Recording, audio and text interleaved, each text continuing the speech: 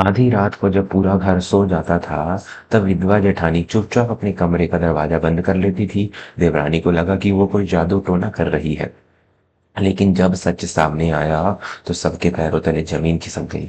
नमस्कार दोस्तों, आज की इस कहानी में आपको सुनाने जा रहा हूँ वह कहानी नहीं, हमारे समाज के अनकहे और अनदेखे रिश्तों की सच्चाई है, जिन्हें हम अक्सर गलत समझ लेते हैं। रिश्तों की डोर बहुत नाजुक होती है, और जब ये डोर पर सबकी गांठ पड़ जाए तो वह पूरे परिवार को कैसे उलझा देती है, यही आज की हमारी इस कहानी का सार है।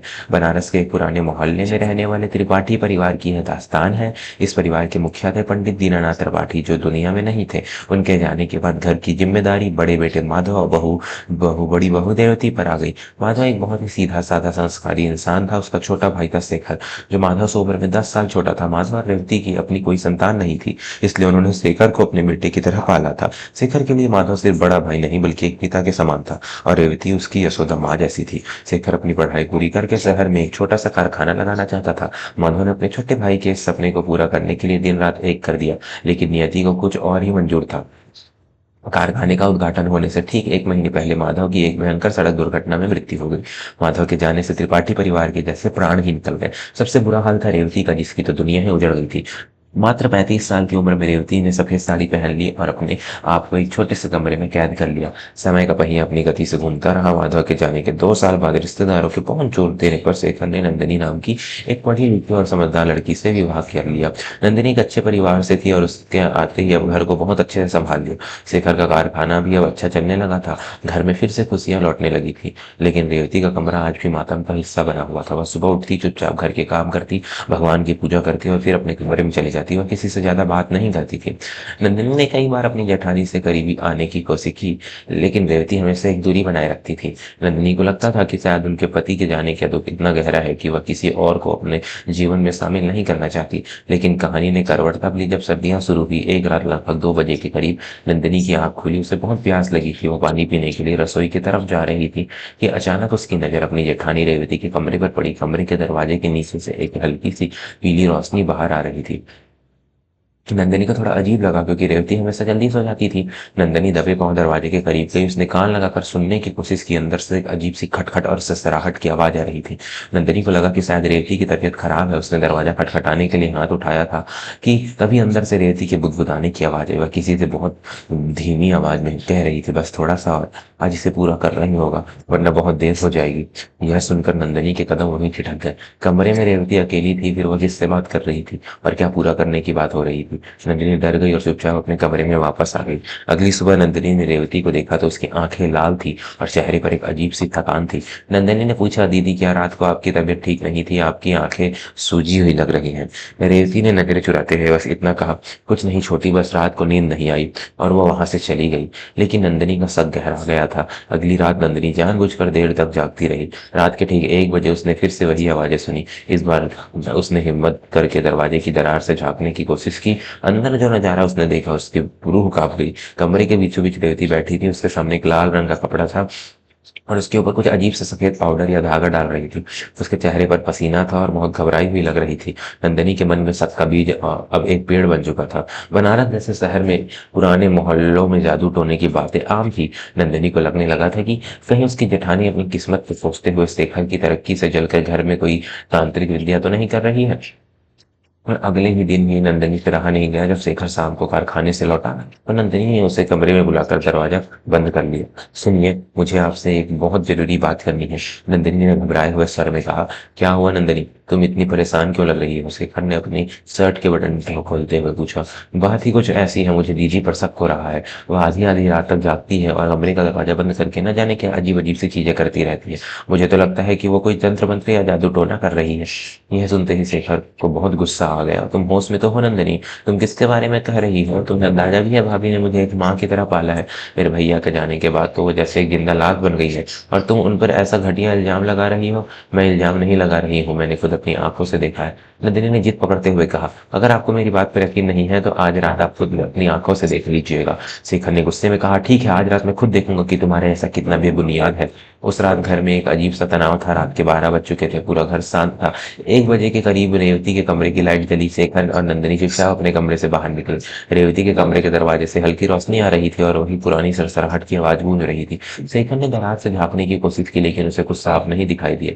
बिना कुछ सोचे समझे शेखर ने जोर से दरवाजा धक्का देकर खोल दिया। भाभी, शेखर की आवाज कमरे में गूंज उठी। रेवती बुरी तरह चौंक गई, उसके हाथ से एक सुई नीचे गिर पड़ी। शेखर और नंदिनी जब कमरे के अंदर आए तो वहां का नजारा देखकर दोनों के कदम वहीं जम गए। वहां कोई लाल कपड़ा जादू टोने के लिए नहीं बिछा था, बल्कि एक बहुत ही भारी और कीमती रेशमी शादी का जोड़ा था। रेवती उस पर सोने और चांदी के तारों से जरी का काम कर रही थी। रेवती की उंगलियों में जगह जगह सुइयां चुभने के निशान थे। कई उंगलियों पर रुई और कपड़े की पट्टियां बंधी हुई थी, जिन पर खून के सूखे हुए धब्बे थे। उसकी आंखें लगातार इस बारीक काम को करने की वजह से लाल और सूजी हुई थी। शेखर की नजर पास ही रखी एक छोटी सी डायरी पर पड़ी। उसने आगे बढ़कर वह डायरी उठा ली। यह क्या है भाभी, आप यह सब क्यों कर रही हैं? शेखर की आवाज कांप रही थी। रेवती ने अपना सिर नीचे झुका लिया। उसकी आंखों से आंसू बहने लगे। कुछ नहीं शेखर, बस ऐसे ही समय काटने के लिए। लेकिन शेखर ने वह डायरी खोल ली थी। डायरी के पन्नों पर हिसाब लिखा था। हर महीने 20,000 रुपए बनारस के सबसे बड़े साहूकार सेठ करण दास को दिए जा रहे थे। शेखर का दिमाग शून्य पड़ गया। सेठ करण दास? भाभी, हम उस साहूकार को हर महीने 20,000 रुपए क्यों दे रहे हैं? और यह कर्ज कब लिया गया? रेवती चुप रही, लेकिन अब नंदनी से रहा नहीं गया। उसने डायरी शेखर से हाथ से ले ली और पढ़ी। उसमें सबसे ऊपर लिखा था, कारखाने के लिए कर्ज 15 लाख रुपए।